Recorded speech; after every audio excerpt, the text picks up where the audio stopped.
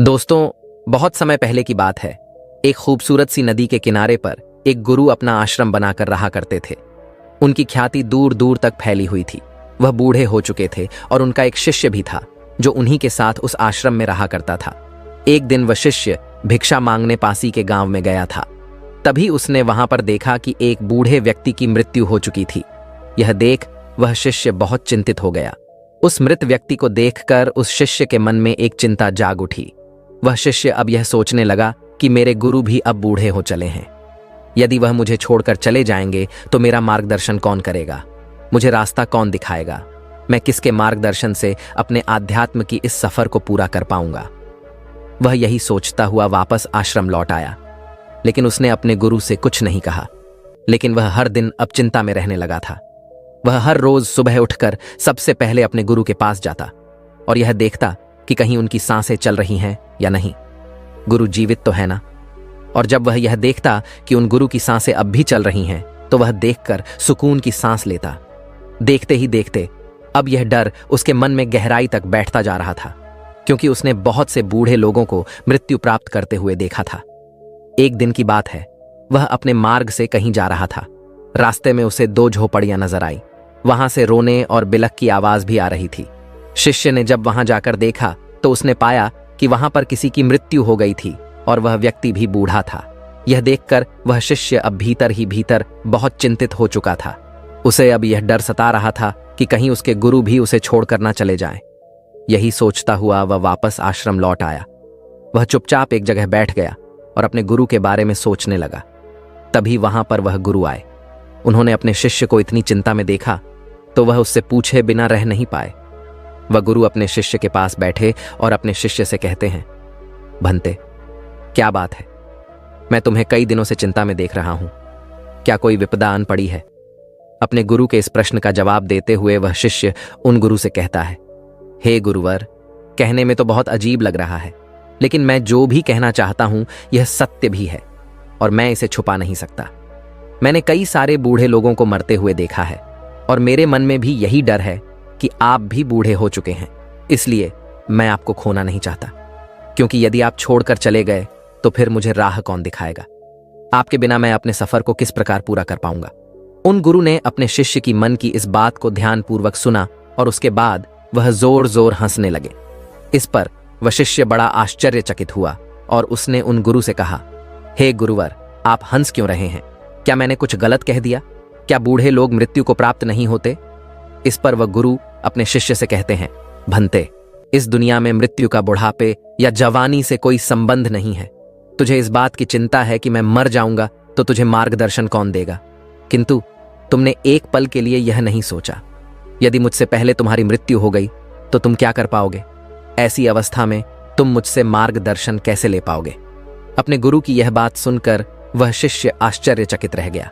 वह पूरी तरह से स्तब्ध रह गया और मन ही मन वह यह सोचने लगा कि यह बात तो मैंने सोची ही नहीं। गुरुवर तो सत्य ही कह रहे हैं। मैं तो यह सोच रहा था कि केवल बूढ़े लोग ही मरते हैं, किंतु वास्तविकता तो यही है कि बच्चे और जवान भी मरते हैं। और ऐसे में यदि मेरी मृत्यु मेरे गुरु से पहले हो गई तो मैं मार्गदर्शन कैसे ले पाऊंगा? अपनी मंजिल तक कैसे पहुंच पाऊंगा? अब से उस शिष्य के मन में केवल एक ही बात चलने लगी और वह यही थी कि यदि वह गुरु से पहले ही मर गया तो आखिर वह क्या जानकर मरेगा? आखिर वह क्या हासिल करके मरेगा? वह यह सोच रहा था कि जीवन तो अनिश्चित है, आज है, लेकिन अगले पल कौन जानता है? यह जीवन हो या ना हो, जीवन के बारे में कुछ भी नहीं कहा जा सकता। जीवन तो अनिश्चित है। वशिष्ठ यह सब बैठकर सोच ही रहा था कि देखते ही देखते रात्रि का वक्त हो चुका था और गुरु अपने कक्ष में सोने के लिए चले गए थे। शिष्य भी सोने की कोशिश कर रहा था, लेकिन इस विचार ने उसके मन में इतनी खलबली मचा दी थी कि वह सो नहीं पा रहा था। वह बेचैन था। आधी रात में वह शिष्य अपने बिस्तर से उठा और उन गुरु के पास जा पहुंचा। उन्हें जगाकर वह शिष्य उन गुरु से कहता है, हे गुरुवर, यह जीवन तो अनिश्चित है। पता नहीं मैं कल का सूरज देख पाऊंगा या नहीं, यह मैं नहीं जानता, और जीवन के बारे में तो कुछ भी नहीं कहा जा सकता। इसलिए हे गुरुवर, मुझे वह आखिरी बात बता दीजिए जो ज्ञानी लोग अंत में सत्य को प्राप्त करके जानते हैं।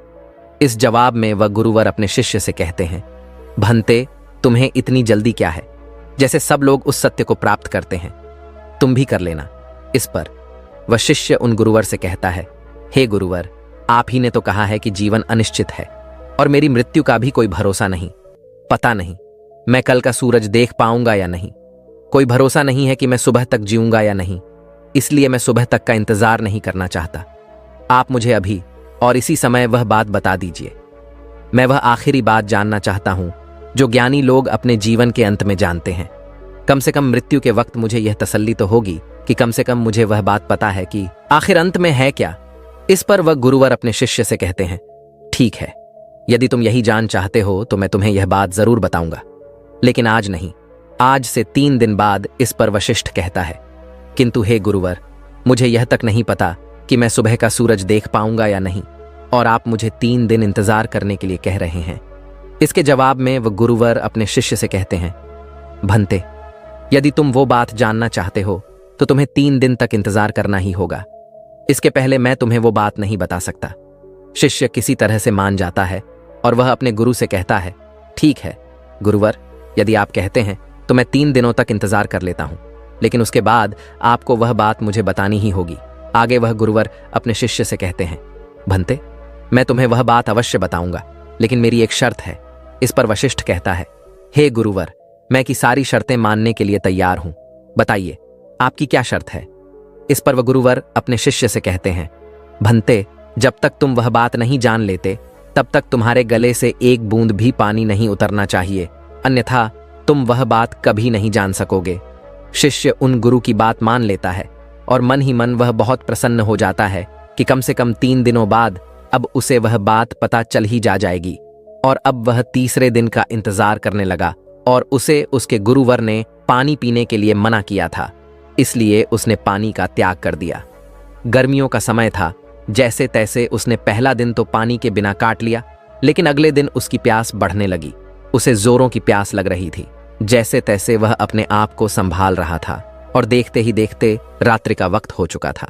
दूसरा दिन खत्म होने को था, लेकिन उससे पहले ही उसे प्यास बर्दाश्त नहीं हो रही थी। उसका गला पूरी तरह से सूख चुका था और उसे जोरों की प्यास लगी थी। वह पानी पीना चाहता था और उसे अपनी प्यास अब बर्दाश्त नहीं हो रही थी।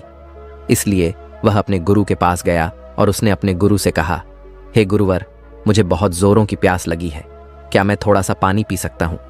इसके जवाब में वह गुरुवर अपने शिष्य से कहते हैं, भंते, यदि तुम वो आखिरी बात जानना चाहते हो तो पानी मत पीना। यदि तुमने पानी पी लिया तो मैं तुम्हें वह बात बता ही नहीं पाऊंगा। इसलिए यदि तुम वह आखिरी बात जानना चाहते हो तो तुम्हें तीसरे दिन तक इंतजार करना ही होगा। और हां, यदि तुम वह बात नहीं जानना चाहते तो कोई बात नहीं, तुम पानी पीने के लिए स्वतंत्र हो। शिष्य ने जैसे तैसे खुद को मनाया और वह तीसरे दिन का इंतजार करने लगा। देखते ही देखते सुबह हुई, लेकिन अब वह तीसरा दिन उस शिष्य पर भारी पड़ने लगा था। उसके होंठ, उसका गला पूरी तरह से सूख चुके थे और उसे ऐसा प्रतीत हो रहा था मानो उसे चक्कर आ रहे हों। उस शिष्य को ऐसा लग रहा था कि मानो वह अभी अभी जमीन पर गिर पड़ेगा। वह जैसे तैसे किसी तरह से अपने आप को संभालते हुए उन गुरु के पास पहुंचा और उन गुरु से कहता है, हे गुरुवर, यदि मैं प्यास के कारण मर गया तो वह आखिरी बात कैसे जान पाऊंगा, और फिर मेरे 3 दिनों तक इंतजार करने का क्या लाभ। इस पर वह गुरुवर अपने उस शिष्य से कहते हैं, भंते, यदि तुम्हें प्यास लगी है तो मैं तुम्हें पानी के विषय में कुछ बातें बताता हूं। पानी का कोई रंग नहीं होता, यह श होता है, यह नदियों में बहता है, हम तक पहुंचता है और यह बारिश के रूप में भी बरस जाता है। पानी से हमारी प्यास बुझ जाती है। पानी हमारे शरीर के लिए बहुत ही आवश्यक है। पानी अमृत है। इस पर वह शिष्य क्रोधित होते हुए अपने गुरु से कहता है, हे गुरुवर, पानी की बातें सुनकर मेरी प्यास थोड़ी ना बुझने वाली है। इस पर वह गुरुवर अपने शिष्य से कहते हैं, भंते, तो तुम्हारी प्यास कैसे बुझेगी। शिष्य ने जवाब देते हुए कहा, हे गुरुवर, जब तक मैं पानी नहीं पी लेता मेरी प्यास कैसे बुझेगी। तभी वह गुरुवर उस शिष्य से कहते हैं, ठीक है, किंतु ऐसे ही ज्ञान की बातें सुन लेने से सत्य प्राप्त नहीं होता। ज्ञान तुम्हारे भीतर भी तो होना चाहिए। जो आखिरी बात तुम मुझसे पूछ रहे थे, यदि वो आखिरी बात मैं तुम्हें बता दूं तो उससे क्या होगा। यह ऐसे ही होगा जैसे मैंने तुम्हें पानी के विषय में बताया, पर क्या इससे तुम्हारी प्यास बुझ गई नहीं। तभी वह शिष्य उन गुरु की बात काटते हुए कहता है, हे गुरुवर, मैं आपकी बात समझ गया, वह आखिरी बात मुझे खुद ही अनुभव करनी होगी। तभी उन गुरु ने शिष्य को पानी पिलाया। तभी अचानक वह गुरु शिष्य के चरणों में जा गिरा और शिष्य से कहने लगा, भंते, अब मैं बहुत बूढ़ा हो चुका हूं, मेरे पास अब ज्यादा जीवन भी नहीं बचा, मेरे शरीर में अब वह जान भी नहीं रही, और यह सब मैंने केवल इसलिए किया कि वह आखिरी बात बता देने के बाद तुम यह ना मानकर बैठ जाओ कि तुम्हें सब कुछ पता है। अब सुनो, मैं तुम्हें वह आखिरी बात बताने जा रहा हूं, इसे ध्यानपूर्वक सुनना, लेकिन मेरी एक बात हमेशा याद रखना, जब तक तुम इस चीज का खुद अनुभव नहीं कर लोगे, यह बात केवल तुम्हारे लिए बात रह जाएगी, इसका तुम्हें कोई लाभ नहीं मिलेगा। परंतु उससे पहले यह जान लो कि इस दुनिया में जितनी भी बातें कही गई हैं, वह सब केवल बात बढ़ाने की बातें हैं। कोई भी बात जब कोई कहता है तो उससे कई सारी बातें निकलती हैं।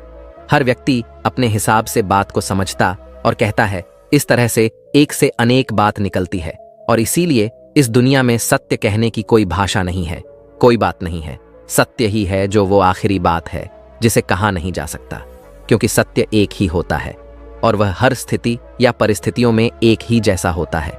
जैसे कि तुम्हें जब प्यास लगी थी तो वो प्यास केवल पानी पीने से ही मिट सकती है, ना कि उसकी बातें सुनकर। जब तुम्हें प्यास लगी थी तो उसका अनुभव तुम ही जान सकते हो, परंतु पानी के बारे में बातें तो बहुत हो सकती हैं। इसलिए मैं तुम्हें वह आखिरी बात बताने जा रहा हूं, इसे ध्यानपूर्वक सुनना और इसका अनुभव करने का प्रयास करना। आगे वह गुरुवर अपने शिष्य से कहते हैं, भंते, आखिरी बात जो बुद्ध पुरुष अंत में जानते हैं। इतना कहकर वह गुरुवर शांत हो गए। तभी वह शिष्य उन गुरुवर से कहता है, गुरुवर कहिए, मैं सुन रहा हूं, आखिर बताइए ना, क्या बात है। वह शिष्य कई बार यही बात दोहराता रहा, लेकिन उसके गुरु ने कुछ भी नहीं कहा। उस दिन के बाद से उन गुरु के मुख से एक शब्द तक नहीं निकला। देखते ही देखते कई दिन बीत गए, लेकिन अब उस शिष्य को यह समझ नहीं आ रहा था कि आखिर उसके गुरु को क्या हो गया है। आखिर वह ऐसा क्यों कर रहे हैं, आखिर वह कुछ बोलते क्यों नहीं। जब से उन्होंने मुझसे कहा कि मैं तुम्हें आखिरी बात बताने जा रहा हूं, उसके बाद से उन्होंने मुझसे एक शब्द तक नहीं कहा। वह मुझे वह आखिरी बात बताने वाले थे जो बुद्ध पुरुष अंत में जानते हैं, लेकिन उसकी बात से वह चुप हो गए। उन्होंने मुझसे तब से कुछ भी नहीं कहा है, और अब तो पूरे 1 महीने बीत चुके हैं, लेकिन मेरे गुरु मुझसे कुछ कह ही नहीं रहे। वशिष्ठ इसी चिंता में लगा हुआ था। तभी अगले दिन सुबह उस शिष्य के गुरु हमेशा हमेशा के लिए चुप हो गए। किंतु अपना देह त्यागने से पहले गुरु ने अपने शिष्य को अपने थैली की ओर इशारा करते हुए कुछ कहने की कोशिश की थी, और उसके बाद उन्होंने अपना देह त्याग दिया। शिष्य ने गुरु का अंतिम संस्कार किया, और उसके बाद उसने उस थैली में जाकर देखा तो उसमें एक छोटी सी चिट्ठी थी, और उस चिट्ठी में लिखा हुआ था, भंते, जो आखिरी बात मैं तुम्हें बताना चाहता हूं, वह आखिरी बात कभी हो ही नहीं सकती। शिष्य को अब भी कुछ समझ नहीं आ रहा था कि आखिर इसका क्या मतलब है। आखिर उसके गुरु ने ऐसा क्यों कहा है, ऐसा क्यों लिखा है, उसे कुछ भी समझ नहीं आ रहा था। कई दिनों तक तो वह इसी बारे में सोचता रहा, लेकिन उसे इसका कोई जवाब नहीं मिला। अंत में उसने यह तय किया कि जैसा भी उसे उसके गुरु ने मार्ग दिखाया है, वह उस मार्ग पर आगे बढ़ेगा और सत्य की प्राप्ति करेगा। वह आध्यात्म की मार्ग पर आगे बढ़ता गया, और करीब 10 सालों की खोज बन के बाद आखिरकार एक दिन उसने सत्य को प्राप्त कर ही लिया, और तब जाके उसे अपने गुरु की बात समझ में आ गई, और अब वह मौन हो चुका था, और अब उसे वह आखिरी बात पता चल चुकी थी। वह आखिरी बात कोई कह नहीं सकता, क्योंकि जो बात कह दी जाए वह आखिरी नहीं होती, और वही सत्य है, शांति है, एक जैसा है, और वह कभी नहीं बदलता। फिर भी अगर मैं आपसे उस आखिरी बात के बारे में बात कहूं, तो मेरे कहते ही आप जितने लोग भी यह वीडियो देख रहे हैं, जो मेरी बातें सुन रहे हैं, वो उतनी ही तरह तरह की बातें निकालेंगे, और वह सत्य नहीं होगा। उसमें कहीं भी आपको सत्य नजर ही नहीं आएगा, और ऐसे में वह आखिरी बात भी नहीं रह जाएगी। तो आपके हिसाब से वह आखिरी बात क्या है? क्या आप अब तक जान चुके हैं या नहीं? तो यदि अगर आप अब तक उस बात को नहीं पहचान पाए, तो मैं एक बार फिर से आपको समझाने का प्रयास करता हूं और आपको बताने का प्रयास करता हूं। वह आखिरी बात है, लगता है अब तक आप समझ नहीं पाए। वह आखिरी बात है मौन, और जब हम मौन हो जाते हैं तो हम कुछ नहीं कहते, और वही सत्य होता है, वही बदलता नहीं। इसलिए जो बुद्ध पुरुष अंत में जानते हैं, वो यही सत्य है जो कभी नहीं बदलता। वैसे दोस्तों, आपने आज की इस वीडियो से क्या सीखा, वह मुझे आप कमेंट में जरूर बताइएगा। और अगर आपको ये वीडियो अच्छी लगी हो तो इस वीडियो को लाइक और अपने दोस्तों के साथ शेयर भी जरूर कीजिएगा। दोस्तों, जब हमारा मस्तिष्क अच्छे तरीके से काम करता है तो ही हम अच्छा सोच पाते हैं और जीवन में अच्छे अच्छे बदलाव भी ला पाते हैं। और जीवन में अगर आपको बड़े फैसले लेने हैं, मुश्किल हालातों से निपटना होता है, तो हमें मानसिक रूप से मजबूत होना बहुत ज्यादा जरूरी होता है। जरूरी नहीं कि आपकी जिंदगी में हर पल अच्छा ही होता रहे और आप तभी खुश रहे। कभी कभी आपकी जिंदगी में ऐसे वक्त भी आएंगे जहां पर आपको भारी मुसीबतों का सामना भी करना पड़ सकता। ऐसे में कई बार होता है कि इंसान मुसीबतों का सामना करते करते, अपने मुश्किल हालातों से लड़ते लड़ते अपने जीवन से हारने लगता है। लेकिन वहीं पर जो इंसान मानसिक रूप से मजबूत होते हैं, वह इन मुश्किल हालातों से अपने कठिन समय से बाहर जरूर निकल आते हैं। तो दोस्तों, आज की इस वीडियो में हम अपने मुश्किल वक्त से बाहर कैसे आएं, इसी पर चर्चा करने वाले हैं। मैं 8 नियम बताने वाला हूं, जिसे अगर आप जान और समझ लेते हैं तो यकीन मानिए आप अपने मुश्किल हालातों से जरूर बाहर निकल आएंगे और आप मानसिक रूप से एक मजबूत इंसान भी बन जाएंगे। तो मित्रों, आज की यह वीडियो बहुत ही महत्वपूर्ण होने वाली है, इसे छोड़कर कहीं जाइएगा नहीं। मित्रों, एक बार एक बौद्ध महात्मा आश्रम में अपने शिष्यों को दिमाग के ऊपर कुछ प्रवचन दे रहे थे। गुरु कह रहे थे कि इंसान के मस्तिष्क के विचार कभी अच्छे होते हैं तो कभी बुरे होते हैं। अच्छे विचार जब उसके दिमाग में जन्म लेते हैं तो वह अच्छी और कल्याणकारी बातें सोचता है, लेकिन वहीं पर अगर बुरे और गलत भावनाएं जन्म लेती हैं तो उससे उसका पतन होता है। तभी उन्हीं में से एक राजवंत नाम का शिष्य खड़ा होता है और गुरु से पूछता है कि गुरुवर, क्या कुछ ऐसा तरीका आप बता सकते हैं जिससे कि हम अपने मस्तिष्क को मजबूत और ताकतवर बना सकते हैं, खुद को मानसिक रूप से मजबूत बना सके। गुरु कहते हैं कि अवश्य मैं बताऊंगा, लेकिन उससे पहले मैं कुछ बातें मन पर बता रहा हूं जिसे तुम लोग ध्यानपूर्वक सुनना, तभी जाकर के हम बताएंगे कि मानसिक रूप से मजबूत कैसे बने। तभी तुम सब इस बात को बड़ी ही आसानी से समझ पाओगे। गुरु कहते हैं कि जब भी हम कुछ सोचते हैं तो सबसे पहले वह विचार हमारे मस्तिष्क में जन्म लेते हैं और उसी के अनुरूप हमारा पूरा शरीर कार्य करने लगता है। मान लो कि आप कुछ दुख भरी बातें सोचते हैं तो आप बिल्कुल शिथिल होते चले जाते हैं, आपके शरीर की ऊर्जा कम होने लगती है।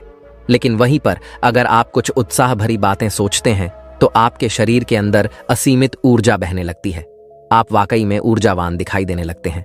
आप यह अनुभव खुद कर पाएंगे कि जब आप खुशी होते हैं तो आपके शरीर के अंदर बहुत ऊर्जा आ जाती है, आपका रोम रोम खिल उठता है। ऐसा इसलिए हुआ क्योंकि आपने अपने दिमाग में कुछ जोश भरी बातें सोची। शरीर तो वही है आपका, लेकिन जब आप दुखी होते हैं तो आपका शरीर बिल्कुल ऊर्जा विहीन हो जाता है। लेकिन जब आपके विचार जोश भरे वाले होते हैं तो आपका शरीर खिल उठता है। यानी हमारा शरीर किस तरीके से काम करेगा, यह सब हमारे मस्तिष्क में उत्पन्न हो रहे विचारों पर निर्भर करता है। अब तुम सबको मेरी बातें बहुत ही अच्छे तरीके से समझ में आएंगी। अब हम बताने जा रहे हैं कि मानसिक रूप से हम मजबूत कैसे बने। गुरु कहते हैं कि मैं तुम सबको 8 तरीका बताऊंगा। अगर आप उन 8 तरीकों को अपने दिमाग में लाएं, वैसा ही सोचते हैं, तो यकीन मानिए आपका शरीर भी वैसा ही काम करने लगेगा। जैसा कि मैं पहले बता चुका हूं कि जब आप दुखी होते हैं तो आपका शरीर ऊर्जा विहीन होने लगता है, लेकिन जब आप खुश होते हैं, आपके दिमाग में अच्छा विचार आया और आप खुश हो गए तो आपके शरीर में अच्छी ऊर्जा बहने लगती है।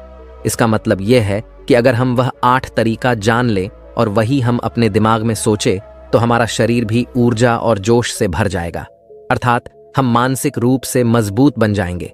और वास्तव में जब आप मानसिक रूप से मजबूत बन जाएंगे तो आप मुश्किल हालातों का सामना बड़ी ही आसानी से कर लेंगे। गुरु कहते हैं कि शिष्यों, मानसिक रूप से मजबूत बनने का पहला नियम है जो हो चुका है उसकी परवाह करना छोड़ दो। गुरु कहते हैं कि शिष्यों, मुझे यह बताओ कि सूर्य किस दिशा में उगता है।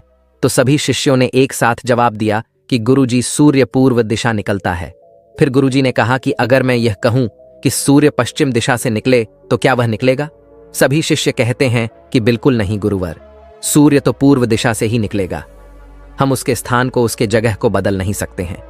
फिर गुरु कहते हैं कि मान लो बारिश का मौसम है और अगर मैं यह बोलूं कि बारिश बंद हो जाए तो क्या हमारे बोलने से बारिश बंद हो जाएगी? शिष्य कहते हैं कि नहीं गुरुवर, वह तो मौसम में बदलाव की वजह से होगा, जब मौसम में बदलाव होगा तो बारिश बंद हो जाएगी। फिर गुरुजी कहते हैं कि अगर मैं तुम लोगों से यह कहूं कि ठंडी के मौसम में गर्मी पड़ने लगे तो ऐसा होने वाला तो नहीं है। शिष्य कहते हैं गुरुवर, आप ठीक कह रहे हैं, यह कभी नहीं हो सकता कि ठंडी के मौसम में गर्मी पड़े और गर्मी के मौसम में ठंडी पड़ने लगे। यह मौसम तो प्रकृति पर निर्भर करता है जो कि हमारे बस में नहीं है।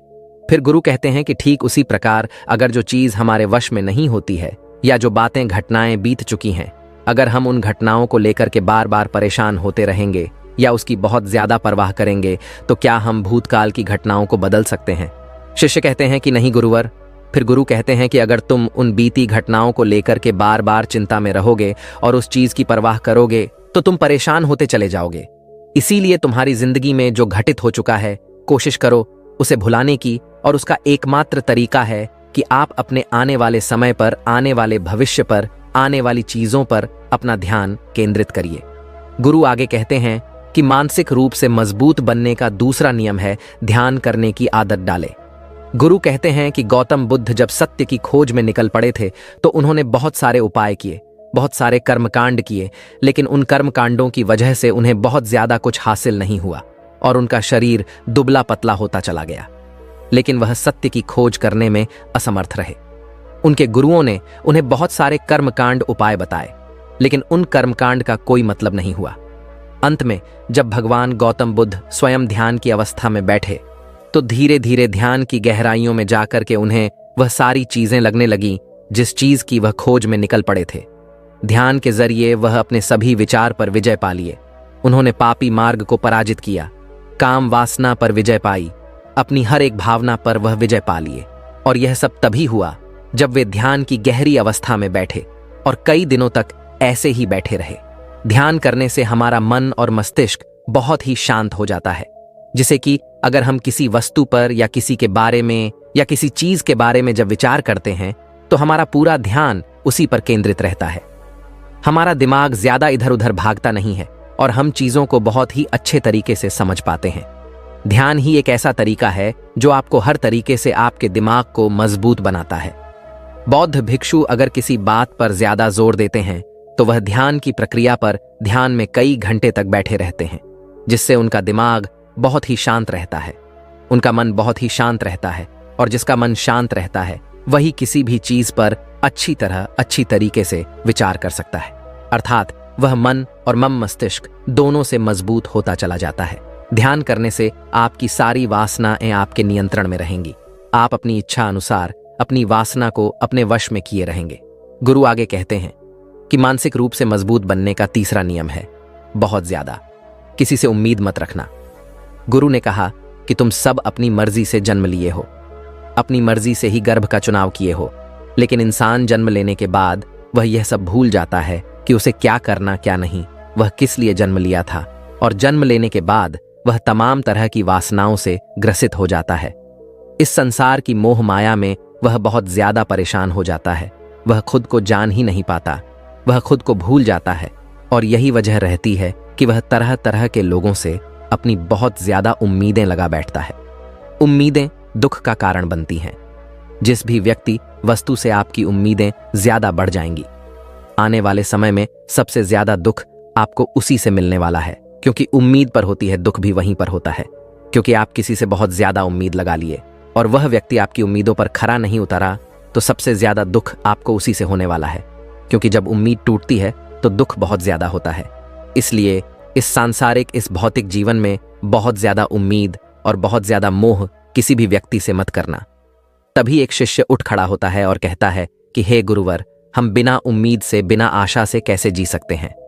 हम सबके मन में रहता है कि मुझे यह चीज करनी है, मुझे वह चीज करनी है, मुझे जीवन में ऊंचाइयों को हासिल करना है। बिना उम्मीद के तो हम लोग जीवन में आगे बढ़ ही नहीं सकते।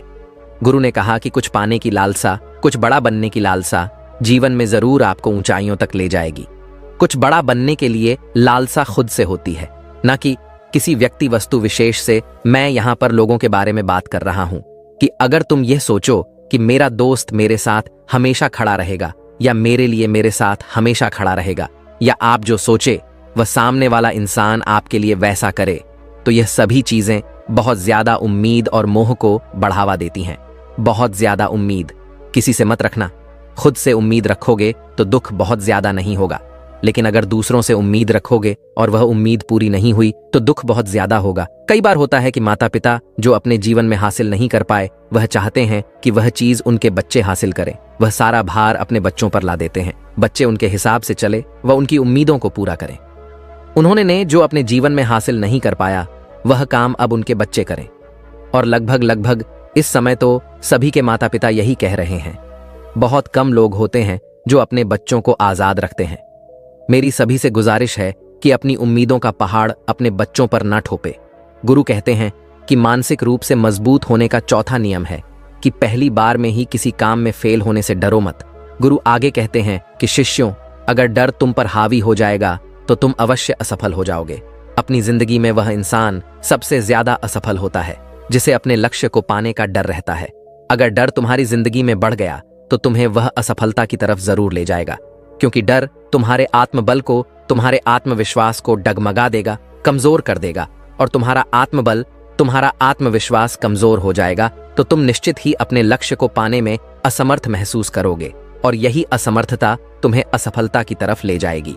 इसलिए जीवन में जब तुम अपने लक्ष्य की प्राप्ति के लिए आगे बढ़ो तो मन में किसी भी चीज की शंका मत रखो कि मैं फेल हो जाऊंगा, अगर यह नहीं हुआ तो यह हो जाएगा। ये सब बातें अपने दिमाग में मत लाओ, क्योंकि ये सभी बातें आपको डर की तरफ ले जाएंगी, और जब डर बढ़ेगा तो तमाम शंका आपके दिमाग में पैदा होगी। आपको घबराहट भी हो सकती है, आपको नींद नहीं आएगी, रात को बेचैन मन होने लगेगा, क्योंकि आपका डर आपको असफलता की तरफ ले जा रहा है। और जब असफलता का विचार आपके दिमाग में आएगा तो आप और ज्यादा डरने लगेंगे। इसलिए जीवन में जब आप लक्ष्य की प्राप्ति के लिए आगे बढ़ जाओ तो मन में कोई शंका मत रखो, सिर्फ और सिर्फ अपने काम करने पर ध्यान दो। जब तुम काम करने पर ध्यान दोगे तो तुम कभी डरोगा नहीं, क्योंकि तुम अपने लक्ष्य की प्राप्ति के लिए काम कर रहे हो, उसके लिए जुट गए हो, तो तुम्हारा डर खत्म हो जाएगा, और जब डर खत्म हो जाएगा तो तुम जरूर सफल हो जाओगे। गुरु आगे कहते हैं कि पांचवा नियम है मानसिक रूप से मजबूत बनना। वह यह है कि जिंदगी में कभी भी खुद को कोसो नहीं। गुरु कहते हैं कि जो इंसान जितना ज्यादा संघर्ष करता है वह उतना ही मजबूत बनता चला जाता है। जितना ज्यादा तुम मजबूत बनोगे उतना ही ज्यादा तुम काबिल होते चले जाओगे। इसलिए अगर तुम किसी भी चीज में असफल भी हो जाते हो, या कोई चीज तुम्हारी इच्छा के अनुसार नहीं हुई, या तुमने कुछ ऐसा कार्य किया जैसा नहीं करना चाहिए था, और इन सब बातों को लेकर के अगर तुम पछता रहे हो, खुद को कोस रहे हो, तो यह तुम्हें मानसिक रूप से कमजोर करता चला जाएगा, क्योंकि खुद को कोसना बहुत ज्यादा खतरनाक होता है। यह आपके दिमाग की क्षमता को कम कर देगा, आपकी सोचने समझने की शक्ति को कम कर देगा, आपके आत्मबल, आपके आत्मविश्वास को कम कर देगा। इसीलिए जीवन में कभी भी किसी भी कार्य के लिए खुद को कोसना नहीं, क्योंकि अगर वह कार्य तुमसे नहीं हुआ है या जो तुम सोच रहे हो वह जिंदगी में नहीं कर पाए, तो इसका मतलब यह नहीं है कि तुम असफल ही हो गए। अगर मैं यह कहूं कि यह सामने वाला आम का पेड़ है, इस पर सबसे पहले कौन सा जानवर चढ़ेगा? हाथी चढ़ेगा, बंदर चढ़ेगा, या फिर गिलहरी, और या फिर शेर? तो सभी शिष्यों ने कहा कि गुरुवर, इस पर तो गिलहरी और बंदर सबसे पहले चढ़ जाएंगे। तभी फिर गुरु कहते हैं कि तो अगर यह हाथी सोचे कि मैं इस पेड़ पर नहीं चढ़ पाया, अगर वह खुद को कोसने लगे, तो क्या यह सही है? शिष्य ने कहा कि गुरुवर, यह तो गलत बात है, क्योंकि हाथी तो कभी भी पेड़ पर चढ़ ही नहीं सकता। हाथी तो पेड़ पर चढ़ने के लिए बना ही नहीं है। गुरु कहते हैं कि ठीक इसी प्रकार हर एक व्यक्ति का काम करने की कला का दिमाग का अलग अलग महत्व होता है। कोई किसी कार्य में माहिर होता है तो कोई किसी कार्य में, बस हमें इसी को समझने की जरूरत होती है। जरूरी नहीं कि दुनिया के लोग जैसा कर रहे हैं तो तुम भी वैसा करो। तुम अपनी प्रतिभा के हिसाब से कार्य को करो। अगर तुम अपनी प्रतिभा के हिसाब से करोगे तो तुम उसमें जरूर सफल होगे। गुरु आगे कहते हैं कि मानसिक रूप से मजबूत बनने का छठा नियम है अपनी ऊर्जा को व्यर्थ में बर्बाद मत करो। गुरु कहते हैं कि तुम सबके अंदर अभी बहुत ऊर्जा है। कभी भी अपनी ऊर्जा को गलत कार्यों में, गलत लोगों पर बर्बाद मत करना, क्योंकि अगर तुम अपनी ऊर्जा को बर्बाद करोगे तो वह तुम्हें बर्बादी की तरफ ले जाएगी। इसलिए अपनी ऊर्जा को अपने लक्ष्य में लगाओ, क्योंकि अभी तुम सबके पास बहुत ज्यादा ऊर्जा है। अगर तुम सब पूरी ऊर्जा के साथ अपने लक्ष्य पर जुड़ जाओगे तो तुम जरूर सफल हो जाओगे। लेकिन अगर तुम ऊर्जा को गलत जगह पर लगा रहे हो तो तुम्हारी ऊर्जा बिखरने लग, और जब ऊर्जा बिखरने लगेगी तो तुम कभी भी अपने लक्ष्य को प्राप्त नहीं कर पाओगे। गुरु आगे कहते हैं कि मानसिक रूप से मजबूत बनने का सातवां नियम है सुनो सबकी लेकिन करो अपने मन की। गुरु कहते हैं कि शिष्यों, पहले ध्यान से तुम यह पता करो कि तुम्हारे अंदर कितनी क्षमता है। अगर तुम सबको अपनी क्षमता के बारे में पता है तो तुम अपनी क्षमता के हिसाब से कार्य को करो। भले लाखों लोग तुमसे यह बोले कि तुम इस कार्य को नहीं कर सकते हो, उस कार्य को नहीं कर सकते हो, तो तुम कभी भी उन पर भरोसा नहीं करना या उनके हिसाब से मत चलना, क्योंकि शरीर तुम्हारा अपना है। तुम्हें खुद के बारे में सबसे ज्यादा तुम ही जान पाओगे। कोई दूसरा तुम्हारे बारे में तुमसे ज्यादा नहीं जान पाएगा। तुम सबको अपने अपने बारे में पता होगा, अपनी अपनी क्षमता के बारे में पता होगा कि तुम इस कार्य को या किसी भी कार्य को कैसे कर सकते हो। कोई किसी कार्य को बहुत जल्दी कर सकता है तो कोई थोड़ा समय लगा सकता है। ये सब बातें तुम सबको खुद के बारे में सबसे ज्यादा तुम्ही को ही पता होगी, इसलिए तुम्हारे अंदर जो क्षमता है, अपनी क्षमता के हिसाब से ही अपने कार्य का चुनाव करो। और जब तुम अपनी क्षमता के हिसाब से कार्य को करोगे, खुद के अंदर की आवाज को सुनोगे, तो तुम जीवन में जरूर आगे जाओगे। कई बार होता है कि लोग खुद की क्षमता को पहचानता ही नहीं, जैसा दूसरे लोग कह रहे हैं वह वैसा ही करने लगते हैं और अपनी जिंदगी का ढेर सारा समय यूं ही बर्बाद कर देते हैं। उनसे ऐसा काम करने को कहा गया था तो वह भी वैसा ही काम करने में जुट गए, बिना सोचे समझे कि उनकी क्षमता कितनी है या उनकी प्रतिभा उस कार्य में है कि नहीं। तो ऐसे लोग कभी भी अपने लक्ष्य को प्राप्त नहीं कर सकते, क्योंकि जो इंसान अपनी खुद की क्षमता को नहीं पहचान पाएगा वह जीवन में कभी भी सफलता अर्जित नहीं कर पाएगा। यह शरीर तुम्हारा है, यह दिमाग तुम्हारा है, सोचने से समझने की शक्ति भी तुम्हें ही तय करनी है। तो पता होना चाहिए कि तुम्हारा शरीर कितना मजबूत है, कितना ताकतवर है और इसमें कितनी क्षमता है। और अगर क्षमता नहीं है तो अपने शरीर की क्षमता को बढ़ाने की कोशिश करिए और खुद के अंदर की खुद की भावनाओं को सुनने का प्रयास करिए और अपनी क्षमता के हिसाब से आगे बढ़। फिर गुरु आगे कहते हैं कि मानसिक रूप से मजबूत बनने का 8वां नियम है बोलना कम करो और अपने कार्य पर ध्यान दो। गुरु आगे कहते हैं कि जो इंसान बहुत ज्यादा बोलता है वह अपनी ऊर्जा को यूं ही नष्ट करता रहता है, क्योंकि जो बोलता ज्यादा है वह सोचता कम है। क्योंकि उसने अपनी सारी की सारी ऊर्जा बोलने में खपत कर दी तो वह सोचेगा क्या उसे सोचने का समय ही नहीं मिल पाया। लेकिन जो इंसान कम बोलता है उसे सोचने का समय ज्यादा मिल जाता है। और जब तुम किसी बात पर या किसी तत्व पर ज्यादा विचार करोगे तो जाहिर सी बात है कि तुम्हारे दिमाग में तमाम विचार आएंगे और वह विचार ही तुम्हें सफलता की तरफ ले जाएंगे। गुरु कहते हैं कि शिष्यों, अगर मैं तुमसे कुछ सवाल पूछता हूं तो सबसे पहले तुम सोचते हो, तुरंत बोल तो नहीं देते। लेकिन अगर कोई यहां बैठा है और वह अपने साथी से बात कर रहा है, अपने दूसरे गुरु भाइयों से बात कर रहा है, तो वह कभी हमारी बात पर ध्यान नहीं दे पाएगा। और जब हम प्रश्न पूछेंगे तो उसका गलत जवाब वह दे देगा, क्योंकि वह बोलने में अपनी ऊर्जा व्यर्थ कर रहा है। वह हमारी तरफ तो ध्यान दिया ही नहीं। लेकिन जो शिष्य शांत है, हमारी बात को ध्यान से सुन रहा है, तो वह सोच विचार करके पूर्ण तरीके से उत्तर देगा और उसके उत्तर भी सही होंगे। इसलिए शिष्यों, कम बोलने का अभ्यास करो। जब तुम कम बोलने का अभ्यास करोगे तो तुम किसी भी बात पर, किसी भी तथ्य पर ज्यादा विचार कर पाओगे। तो जाहिर सी बात है कि समस्या का समाधान जरूर निकल कर आएगा और कम बोलने से तुम्हारी ऊर्जा की भी बचत होगी। उस ऊर्जा को सोचने में लगाओ। गुरु कहते हैं कि शिष्यों, यह थे मानसिक रूप से मजबूत बनने के 8 नियम। अगर तुम सब यकीन के साथ इन 8 नियमों का पालन अपनी जिंदगी में करते हो तो तुम मानसिक रूप से अवश्य मजबूत बनोगे। फिर कोई परेशानी, कोई भी रुकावट तुम्हारी जिंदगी में नहीं आने वाली है। कोई समस्या भी आएगी तो तुम उसका डटकर सामना भी कर पाओगे। सभी शिष्य गुरु की बात को सुनकर के उनका कोटि कोटि नमन करते हैं और वे लोग समझ जाते हैं कि मानसिक रूप से मजबूत बनने के यह 8 नियम उनकी जिंदगी में कितने हितकारी साबित होने वाले हैं। वह सभी गुरु को प्रणाम करते हैं और उस दिन की शिक्षा भी पूरी हो जाती है। सभी लोग अपने आश्रम में चले जाते हैं। तो दोस्तों, उम्मीद है इस वीडियो से आपको काफी कुछ सीखने। ऐसी ही और मोटिवेशनल स्टोरी सुनने के लिए हमारे YouTube चैनल को सब्सक्राइब करें और बेल आइकन को प्रेस कर दें ताकि वीडियो डालने पर आपको नोटिफिकेशन मिल जाए। स्टोरी अच्छी लगी हो तो लाइक और शेयर कर दें। पूरी स्टोरी सुनने के लिए आपका तहे दिल से शुक्रिया करता हूं। मिलते हैं अगली स्टोरी में। धन्यवाद।